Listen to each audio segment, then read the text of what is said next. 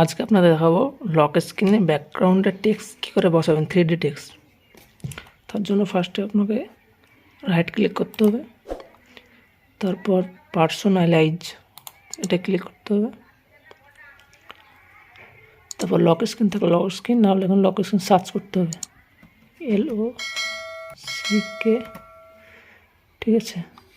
এই তো change your lock screen background এটা ক্লিক করতে হবে,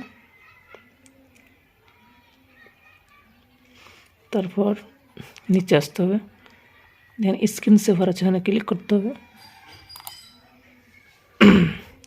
তারপরে এই স্ক্রিন সেভারে এখানে 3D টেক্সট দিতে হবে, তারপর সেটিংয়ে যেতে হবে, তারপর এখানে যে আপনার নিজের নাম দিয়ে দেবেন, যে নামটা ব্যাকগ্রাউন্ডে দিতে চান। আমি এখানে ইটস রুবেল দিতে চাই,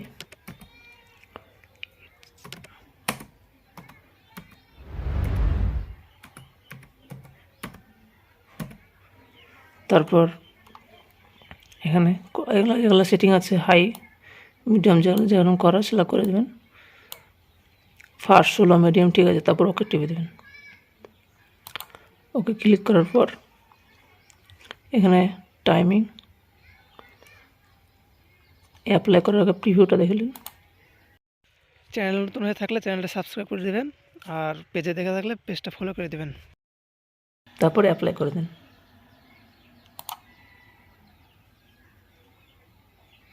থ্যাংক ইউ ফর ওয়াচিং।